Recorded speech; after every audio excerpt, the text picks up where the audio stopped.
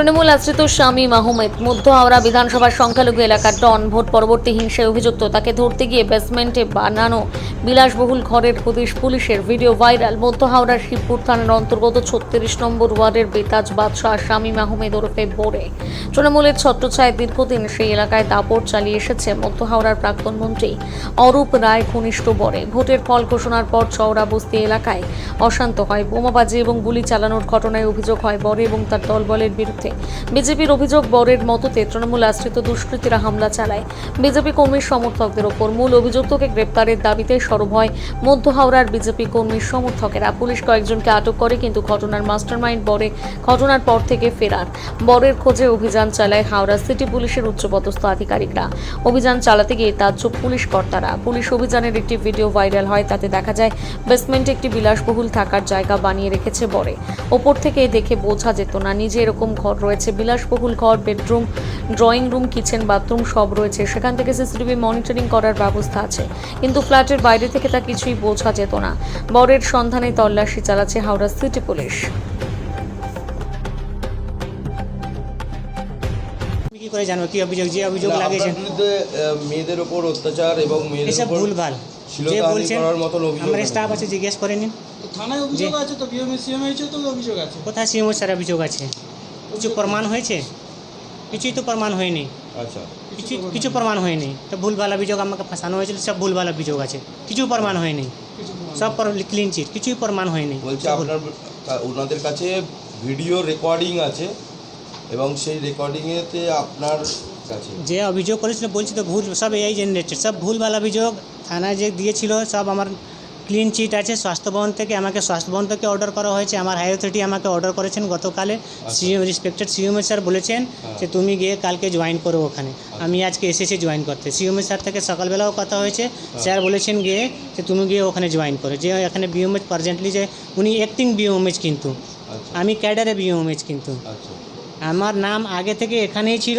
আমার স্বাস্থ্যভবনের নাম এখানেই আছে। আমার জায়গা ওনাকে দেওয়া হয়েছিল। আমি এখানে রিটার্ন ব্যাক হয়েছি। স্যার সঙ্গে সকালবেলাও কথা হয়েছে। স্যার বলেছেন তুমি গিয়ে শুধু ওখানে জয়েন আমার এখানে করার কিছু নেই, শুধু হ্যান্ড ওভার নিতে হবে। এইটুকুই আমি বলবো। যা বলার আমার হাই অথরিটি বলবেন। মানে আপনার বিরুদ্ধে যে অভিযোগটা আনছেন সেটা আপনি অস্বীকার না, ভুলভাল কথা বলছেন। অস্বীকার আমি কিছুই করছি না। মানে কি এখানে কিছুই সব ভুয়ো অভিযোগ ছিল। আমি ক্লিন চিট। আচ্ছা, সব ফলস অ্যান্ড ফ্যাব্রিকেটেড। আচ্ছা, আপনার নাম? Doctor Nawaz Ahmad. Staff CHO তাকে সে হ্যারাসমেন্ট করলো, সে ইয়েতে আমরা তাকে কেস দিলাম। সেটার কোথায় সে শাস্তি পেল? সে তো শাস্তি পেলই না। উপরন্তু উনি প্রতি মুহূর্তে আমাদের অপমান করতো। উনি আমাদের মানে তুমি ছাড়া কথা বলতেন না, কিন্তু এটা তো হওয়া উচিত না। উনি সব সময় আমরা ইনসিকিউরিটি ফিল করতাম।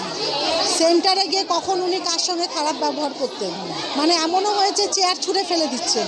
সেটা তো একটা অফিসের কাজ না। আমরা চাই না উনি এখানে জয়েন করুন। ওনাকে আমরা অ্যাজ এ বিওমেচ হিসাবে চাই না। উনিকে এর আগে অনেক কতবার করেছে এটা, তো পুলিশি কেস তো একবারই হয়েছে আমাদের। আপনার নাম?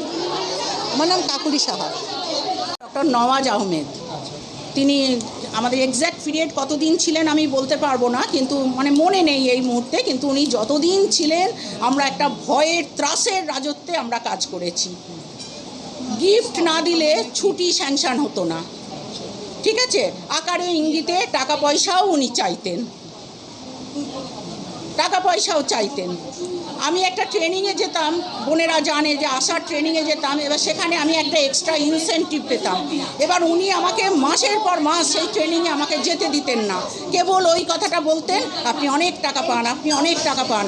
পরবর্তীকালে আমার মনে হয়েছে যে উনি টাকা ক্লেম করছেন, মানে টাকা ক্লেম করলে আমাকে টাকা দিলে আমাকে যেতে দেবেন ট্রেনিংয়ে, না হলে আমাকে মাসের পর মাস ট্রেনিংয়ে উনি যেতে দেননি। আর তারপর তো ওনার এগেনস্টে সেক্সুয়াল হ্যারাসমেন্টের একটা কেস এলো। তারপরেই ওনাকে এখান থেকে সরানো হলো ওই কেসের জন্যই। সেই কেসের এখনও ফয়সালা হয়নি। কি করে আমরা ওনার আন্ডারে কাজ করব?